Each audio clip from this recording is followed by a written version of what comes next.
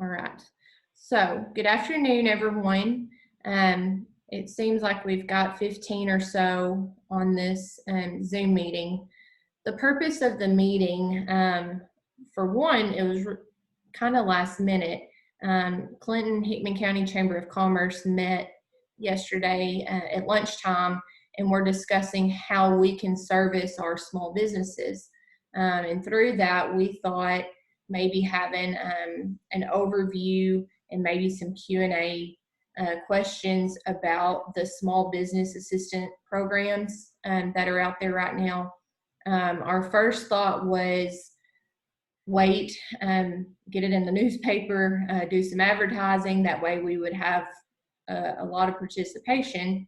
However, after speaking with Greg Gunner and Glenn Reed, they made sure to help me understand that it's a timely matter that we address. So with that being said, Hickman County Extension Office work is on Chamber of Commerce, so that is why Melissa and I are facilitating this conversation, because we as Extension want to service our community, and we can do that through this as well.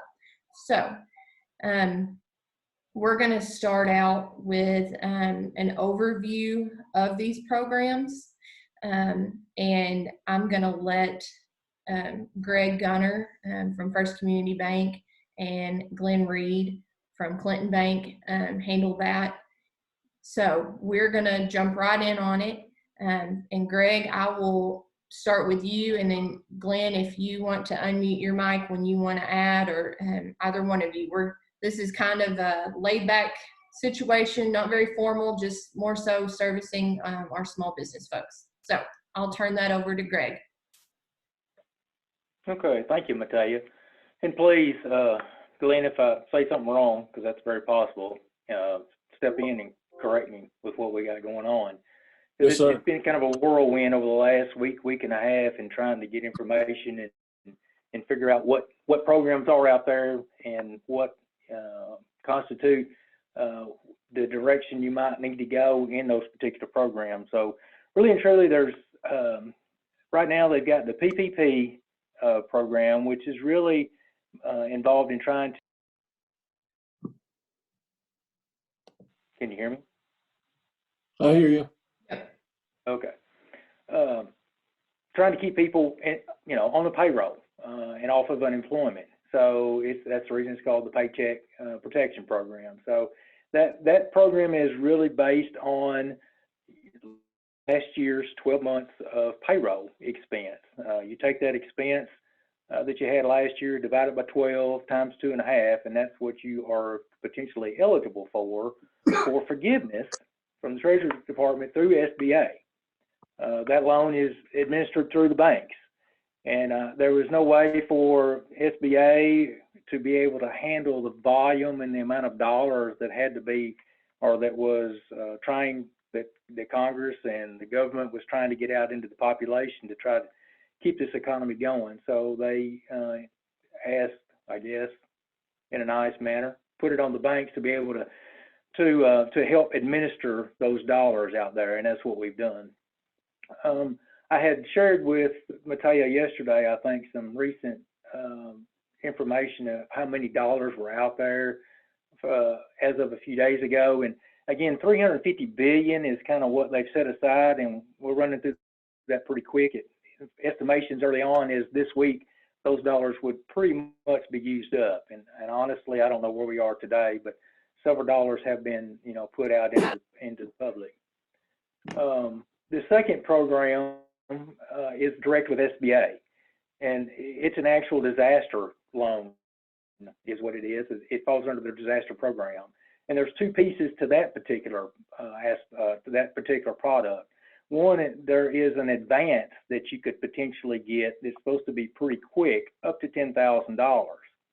The second piece of that is actually a loan with SBA, and there's a pretty simple application on SBA directly on their website under the disaster, piece of their website, that you can go on and apply for both the EIDL for the advance and the particular loan itself. Now that loan, has got some pretty, I guess, favorable guidelines with it in regards to repayment. It could be several years long and they don't have any payment on the initial part of it for about 12 months potentially.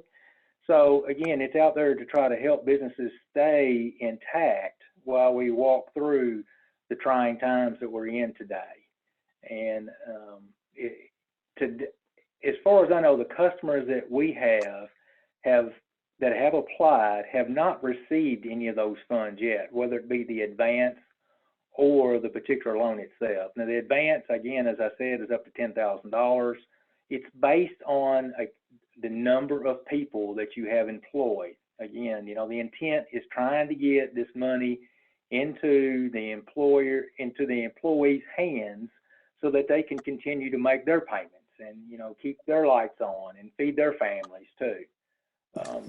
So that's kind of an overview. Now there's a lot more detail in some of those and some crisscross back and forth. And if you get one, one of the other ones may not be forgiven, or you need to pay one off with the other, but that's kind of an overview, I think, of what SBA has tried to do, or the Treasury has tried to do through the SBA.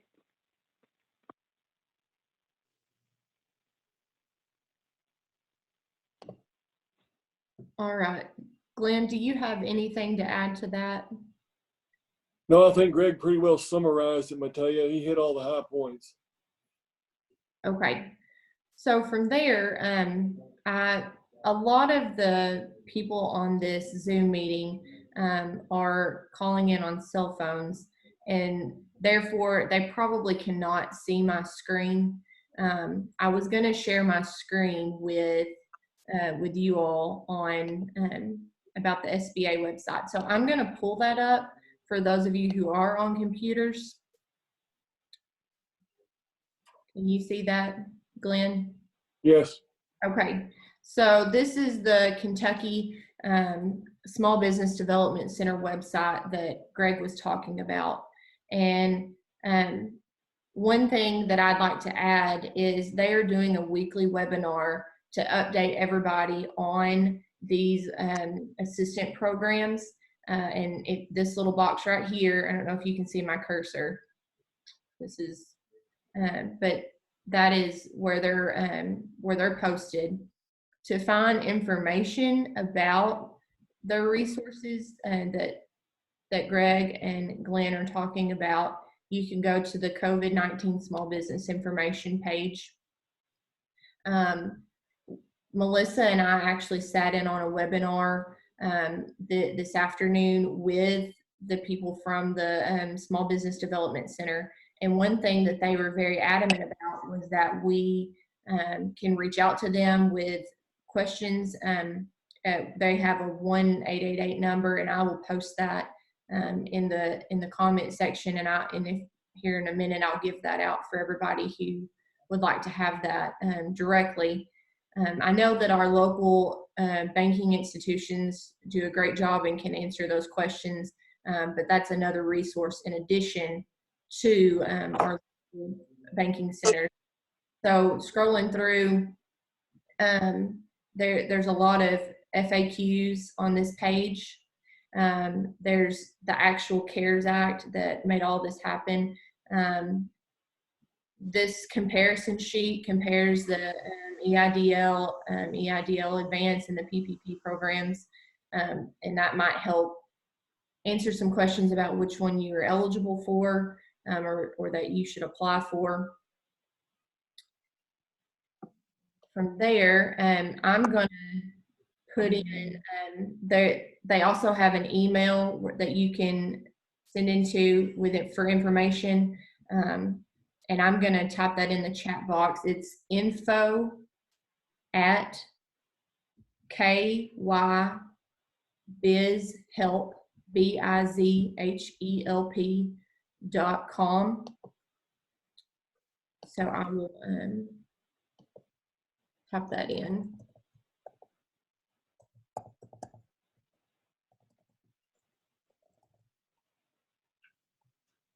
Probably should have worn my glasses so I can actually see what I'm typing. And then the number to contact folks is 1-888-475 7232.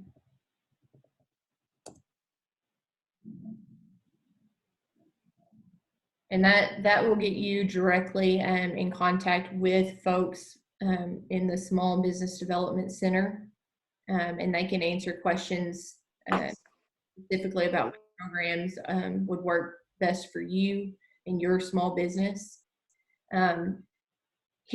Glenn and Greg, can y'all talk a little bit about specifically what your financial institutions are doing when these people process-wise, they contact you about these loans? What's kind of the process like? Greg, you want me to take that? Please. All right, processing. So the first thing, Mateo, there is an application that the SBA has prepared for the Paycheck Protection Program. It's relatively short, 2 pages. On that application, you're going to identify certain information about yourself and your business. You're going to identify how many full-time employees that you've got. You're going to identify what your average monthly payroll costs were in 2019. That's on the application. In addition to the information that you provide, you're also going to be making certain certifications. And those certifications are, and I'll just give you an example of a few of those. You're of course going to certify that you're a citizen, that you're not presently debarred by any federal agency. Let's say you haven't already received an economic injury disaster loan. You're not subject to any criminal prosecutions at this time. A number of certifications like that. In addition to those, you're also going to be certifying that the information that you provided with regard to the numbers of employees, your average payroll, you're going to be certifying that those things are, in fact, true information that you're giving us with regard to those dollars that you spent in 2019. Of course, the SBA is a branch of the government, and when you make these certifications, you are, in fact, making those certifications under penalty if you fraudulently state information to the government. They take that kind of harshly. So you're going to be making these certifications on the application in writing. You're going to turn those into the bank, and then we, in turn, as lenders, are going to be making those certifications to the government on the SBA's processing website. So after you've completed the application, then you're going to document the numbers that are on the application. You're going to provide to your lending institution a verification of those numbers, and you're going to be able to do that by giving us copies of W-3s, giving us copies of 940s or 941. 940s, I think, are for unemployment insurance premiums. 940s, 941s are going to verify the income that you, or pardon me, the wages that you paid out. 943s, another form that you're going to have available as a small business that you would need to provide as well to your lender. In addition to those government forms, then we're going to need specific forms with regard to what you paid each employee for calendar year 2019. And the reason that each employee's information is included in there is because any employee that would have happened to have been paid more than $100,000, then their payroll above that $100,000 figure is not going to be able to be used in calculation. And so once you provide all that information to your lender, we're going to verify the information. We're going to process that, get it into the SBA's website, and get those dollars approved. Greg, have I left out anything? No, sir. I think that hits the overview. Mateo? So, how are your banking institutions handling functions? So, coming in for these loans, I know lobbies are closed, or limiting access to the public instead of using the word closed. Do they need to call ahead? What do they need to do to get in contact with you all? Greg, I'm sure you're taking email applications just like we are. We are, yes, and we have implemented here in the last, well, since this has taken place, the email application coming in, and we are doing electronic signatures whenever we get the loans approved and get the documents prepared to send back out to the customer. So we're, some of them are done at the drive-up window, some of them come in, some of them are emailed back and forth.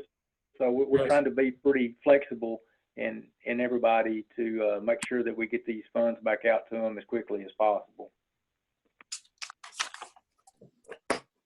Okay, are there any frequently asked questions that you've had to answer for folks that maybe you haven't hit on?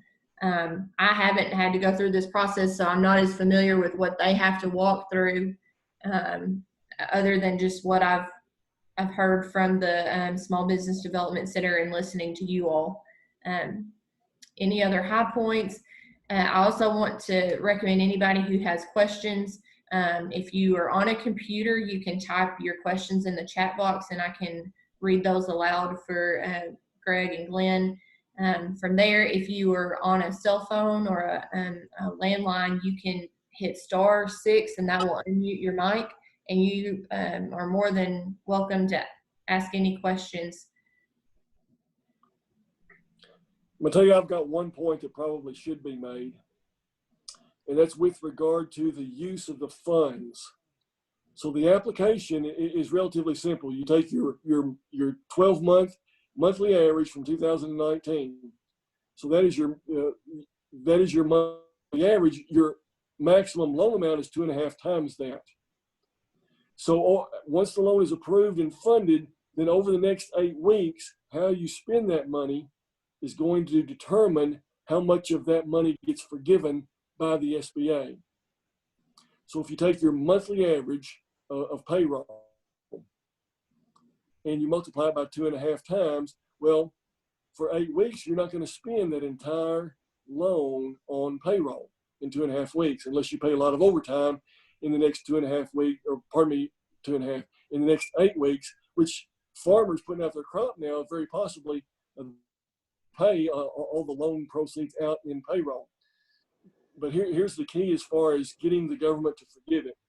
No more than 25% of the loan can be spent for purposes other than payroll if you want the government to forgive all of it. So a minimum of 75% will need to be spent on payroll, no more than 25% on rent, mortgage interest, utilities, if you're wanting the government to forgive 100%. If the government doesn't forgive 100%, then you're still going to be liable to pay the balance off what the government does not forgive. And payments start. I think that's excellent.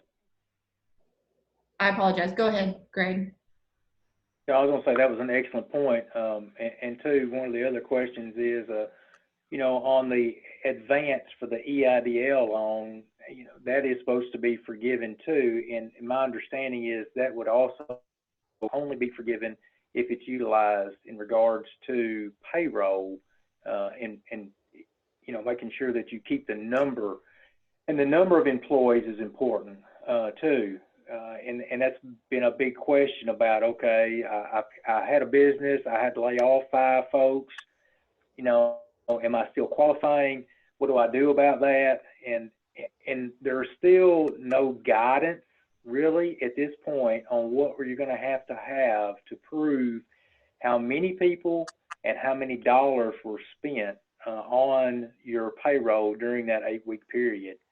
So as Glenn said, it's a good idea to make sure you keep good records on where that money went, so you can and are able to get all of it forgiven that you can.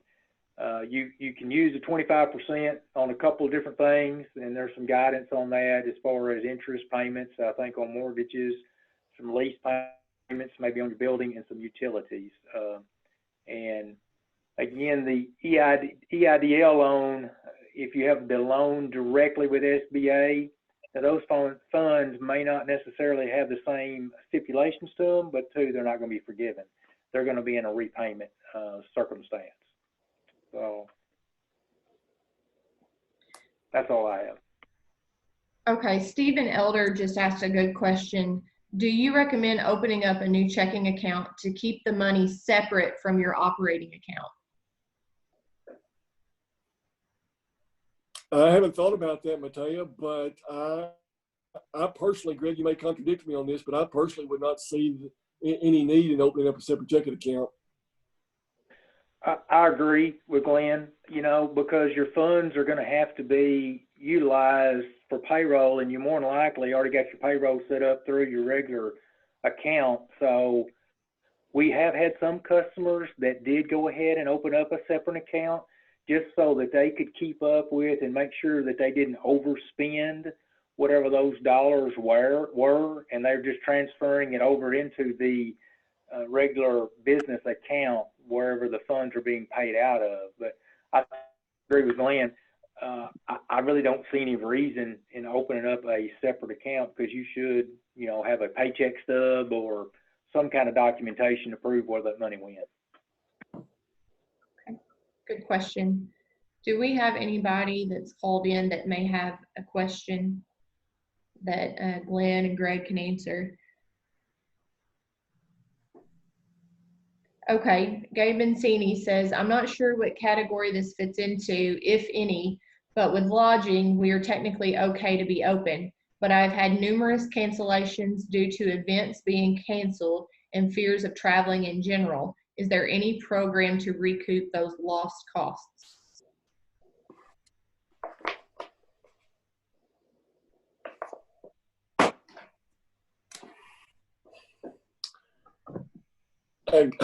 Matea, I'm going to try to speak to that one.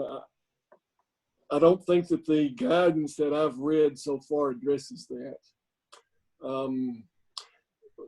This is all based on payroll.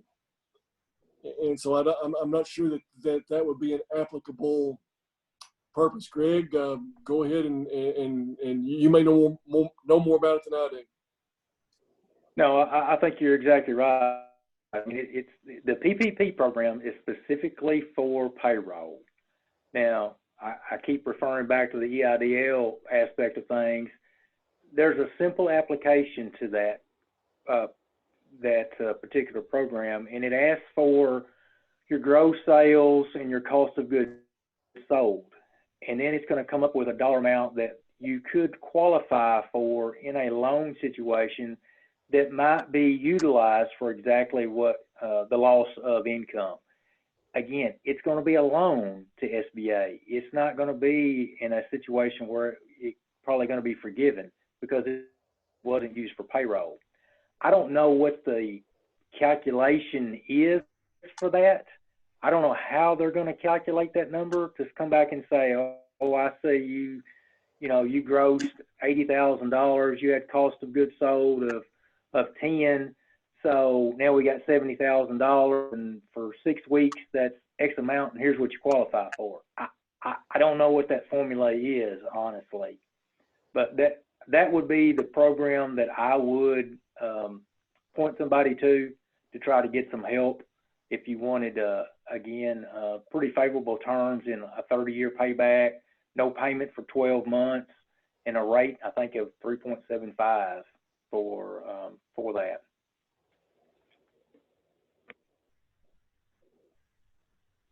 Thank you, Greg.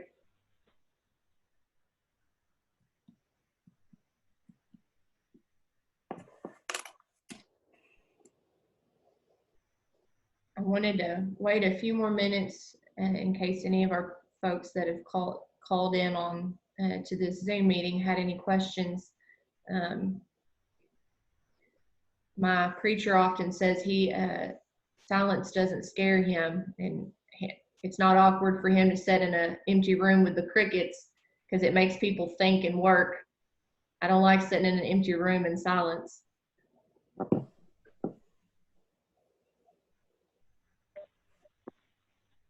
Okay. Well, we are about 30 minutes in on this Zoom meeting. I have recorded this conversation.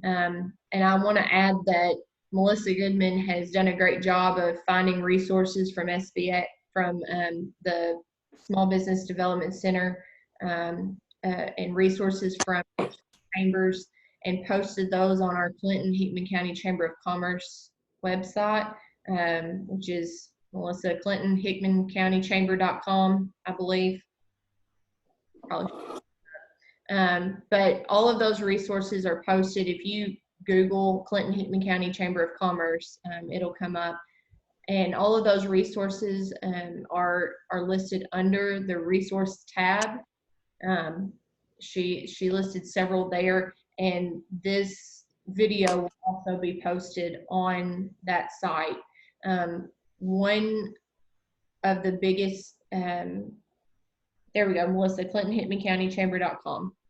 One of the biggest recommendations I would add is to just keep checking back with that Small Business Development Center for updated information, as this is a fluid situation and things are changing daily. So that's all I have to add. I want to thank Glenn and Greg for their expertise in our thanking our local conferences for answering questions and being a service to our community. So with that being said, if nobody else has anything else, I guess we'll jump off of here. Oh, and Melissa added in the sidebar navigation on that chamber website, you click resources. Okay. Thank you, Matea. No problem. Thank you, ma'am. Everybody.